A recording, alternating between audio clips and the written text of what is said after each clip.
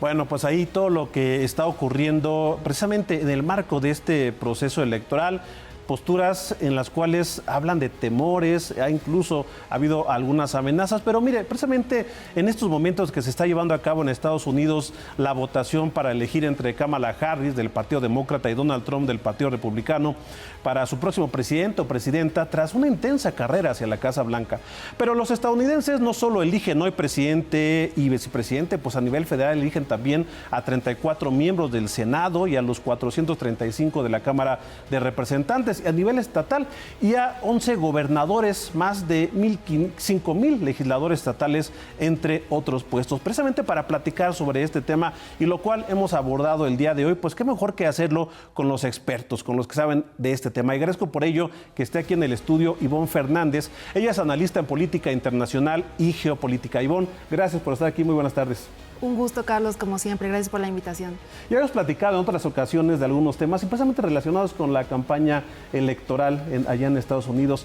¿Qué lectura le podemos dar al proceso? ¿Cómo lo ves? ¿Cómo ha iniciado? Porque llegan con prácticamente un empate técnico.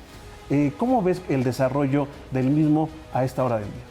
Sí, definitivamente la elección que vamos a ver el día de hoy, que estamos viendo desde este momento, es una de las más reñidas de la historia.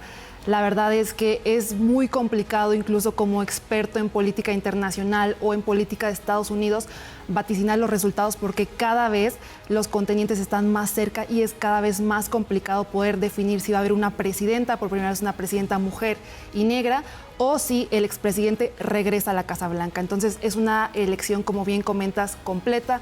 No solamente se elige al presidente de Estados Unidos, sino también a la Cámara de Representantes y a un tercio del Senado. Así es.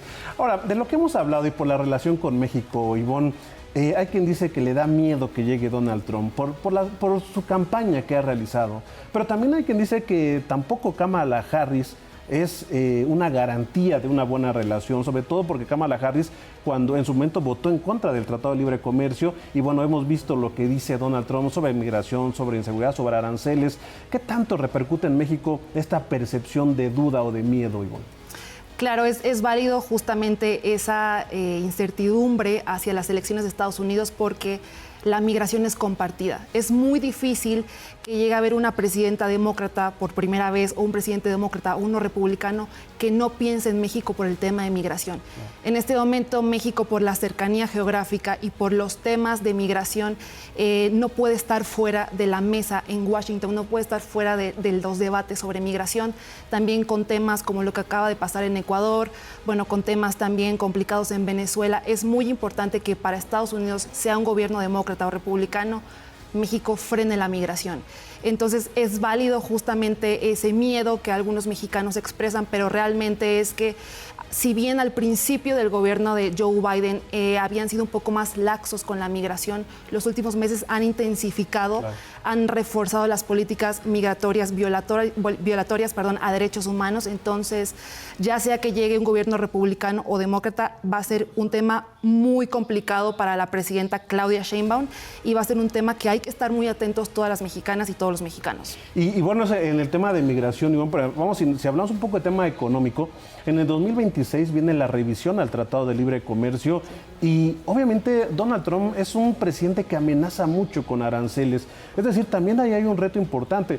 No creo que sea un riesgo de que se salga del Tratado de Libre Comercio, pero sí por lo menos que ponga mano dura, ¿no?, en cuanto a aranceles.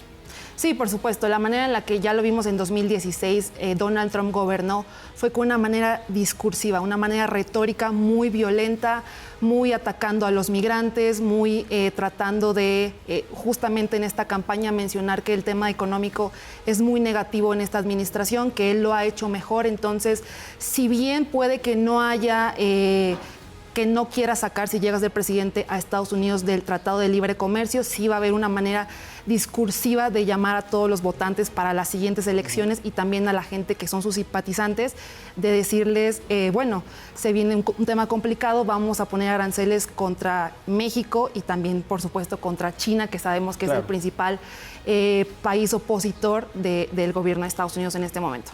Sí, de hecho la amenaza para México fue de aranceles del 25%, pero para China es del 60%, y bueno, pues aquí nos protege el Tratado de Libre Comercio, en China no tanto. Oye, Ivonne, en el caso de la elección que se está llevando a cabo en este momento, ¿qué papel juega la comunidad latina y también en el caso de las mujeres? Porque también se está hablando de un peso muy específico. La comunidad latina es muy importante, sobre todo porque después de la administración de Barack Obama, la comunidad latina empezó a votar ya no por los demócratas, sino por los republicanos. Entonces, antes era muy fácil vaticinar los resultados pensando que los latinos votaban por los demócratas y pensando que en los estados donde hay mayoría latina, pues ya eran 100% de los demócratas. Ahora es muy complicado y justamente leía unas encuestas en la mañana que decían que 88% de las personas que van a votar el día de hoy piensan que es muy importante reforzar la frontera del sur. Entonces, es el tema en boga, la migración, y los latinos. En este momento hay 36 millones de latinos registrados para votar y no se sabe si van a votar por los demócratas o los republicanos, que te mencionaba y que mencionaba antes, era muy fácil. Entonces, también es muy importante decir que como para Donald Trump y su campaña y los republicanos, el tema migratorio y el tema económico fueron los pilares de esta campaña, para el tema de los demócratas fueron los derechos reproductivos de las mujeres, principalmente porque Kamala Harris es la abanderada del tema del aborto. Entonces, latinos más temas de reproducción son los principales temas o tópicos de los demócratas y son muy importantes para definir los resultados en este día. Y en el caso, la misma pregunta, pero segmentando, Ivonne, en el caso específico de los mexicanos, ¿tienen peso específico también allá en el proceso? No como tal, bueno, a menos que tengan, digamos, la doble nacionalidad. Exacto. O la posibilidad de votar, pero realmente no es como tal que representen o que estén representados dentro del grueso de los latinos. Es más probable que los mexicanos sí voten por los demócratas, que a diferencia de algunos latinos que vienen, por ejemplo, de Cuba, Venezuela, sí varía la nacionalidad. En el caso de los mexicanos, la mayoría de las encuestas mencionan que es más fácil que voten por los demócratas. Ahora, tú como especialista en temas geopolíticos, más allá de México, ¿qué representa esta elección en Estados Unidos y qué representa que llegue Donald Trump? Porque hablamos del caso de China, pero también está el caso de Ucrania, está el caso de Medio Oriente, bueno, la tensión también con Rusia. Es decir, a nivel mundial, ¿qué implica esta elección y qué implica la posible llegada de Donald Trump o la posible llegada de Kamala Harris? Sí puedo mencionar que son las elecciones más importantes que se han tenido en Estados Unidos en los últimos años, por justamente la división que enfrenta el pueblo de Estados Unidos y porque hay dos contendientes muy diferentes. Tenemos a una mujer negra con ascendencia latina y también de la India. Tenemos por otra parte a un hombre blanco que siempre está en contra de los derechos humanos y todas a nivel internacional estamos viendo justamente porque tenemos una guerra en Medio Oriente, dos, si mencionamos la de Israel y también la de Hamas con Irán. Tenemos también el tema de Ucrania, tenemos a Vladimir Putin que sigue bastante fuerte y posicionado a pesar de que ya lleva más de 2 años de guerra. Y también a nivel regional tenemos el tema que mencionaba, el nuevo mandato de Nicolás Maduro en Venezuela. Tenemos también una crisis política en Ecuador. Entonces es una elección muy controversial.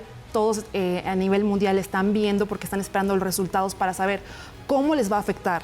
También está el tema, por ejemplo, de que a Estados Unidos, independientemente de quién llegue el día de hoy, apenas empieza esta batalla, ¿no? Apenas empieza este complejo escenario y para el caso de México, por supuesto que para la nueva presidenta va a ser también todo un reto poder enfrentar a las políticas migratorias que se vienen muy severas, les digo, no importa si ganan los demócratas o los republicanos, muy severas, y también el tema de poder posicionarse como una líder frente a lo que pudiera ser la próxima presidenta de Estados Unidos. Ahora, eso sería muy interesante, Ivonne.